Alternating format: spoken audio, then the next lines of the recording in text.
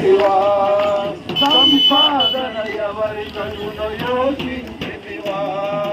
నిజ దేవుడు నిత్య జీవమిస్తాడు మరణమైన జీవమైన నిన్ను విడువడు నిజ దేవుడు నిత్య జీవమిస్తాడు మరణమైన జీవమైన నిన్ను విడువడు మనసేపు కనబడి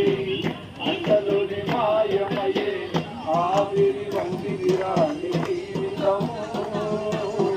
లోకాన కాదేది శాశ్వతం లోకాన కాదేది శాశ్వతం శాపము తాను మోసి పాపము చేసి రక్షణ భాష్యం సిద్ధము